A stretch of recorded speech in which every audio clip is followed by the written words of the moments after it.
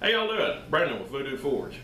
I'm not gonna do a project video today. I just want to talk for a minute, so I'm sure it's gonna bore some of you to tears. But I want to talk to new blacksmiths. I've just a couple of things I want to tell you. Blacksmithing has exploded over the past couple of years. There's so many new smiths, male, female, young, old. It's just, there's a huge influx of new people coming in, and that's a good thing for everybody, because new people bring new ideas.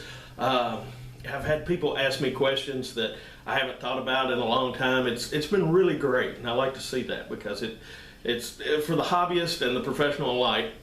It helps everybody out to have a new perspective on things from time to time. And I think a lot of this comes from some of the television shows and some of the Facebook groups, the social media aspect, YouTube. A lot of that has really helped it gives people more resources when they start blacksmithing.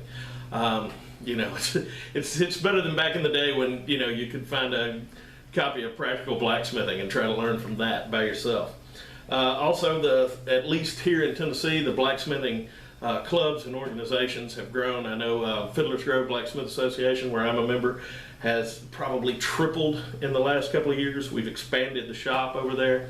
The same thing with the Rutherford County Blacksmith Association. The AACB is having huge conferences, getting world-renowned blacksmiths to demonstrate, and that's all really good.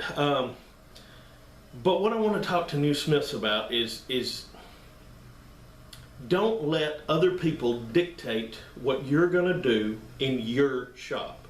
It's your shop. The freedom of having and running your own shop is priceless. All right, I do this for a living, and I mostly custom work is what keeps the lights on. But the first hour that I'm in my shop every day, I make what I want to.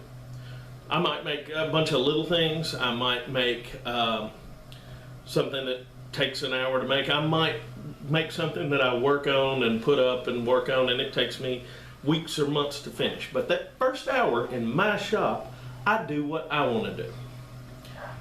And I recommend you do something similar to that. Do not let other people dictate through their opinion or mandate what you do in your shop. Now, it would probably be best, in my opinion, if you started learning some basic practical techniques. Maybe make some nails, a few hooks, learn how to punch, learn how to taper, learn some basic blacksmithing skills before you try to turn that railroad spike into Jon Snow's sword. But if you want to turn that railroad spike into Jon Snow's sword, good luck, but have fun with it. You know, if you're doing this as a hobby and strictly for fun, go for it. It's probably not the best path, but it's your path. Walk it how you want to.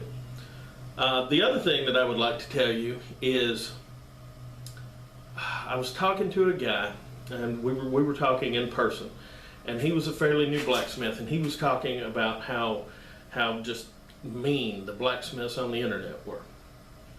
How they were just, you know, making fun of stuff and this and that, and I kind of agreed with them. They get a little harsh, but the reality is if you've ever been around blacksmiths face to face in person, they are not shy about giving you their opinion on your work. Some of them are give you more of a constructive criticism, where they say, you could try this or this, and they really try to tell you ways you could make it better. There are guys who just will straight up tell you that it's crap. And I've had plenty of guys tell me when I started, and sometimes now, will tell me that my work, that's crap, I don't like that, you know, or why did you do this? So you're going to get that. That's not just something that's reserved for the internet. Blacksmiths in real life will critique your work, and that's how you're going to learn. And you're never going to stop learning in this. And if it makes you feel better, a couple of years ago at the AACB conference in Murfreesboro, Tennessee, Elmer Rosh and Brian Brazil were the featured demonstrators, and there were guys critiquing their work over there. So it doesn't matter who you are, it doesn't matter how well established you are, somebody's going to critique your work, especially when you're starting out. Now, if you cannot take people critiquing your work, then do not post pictures of it on the internet. All right, just keep that in mind. Anyway, I'm sorry, I'm sure I made a boring video here. This is all just my opinion.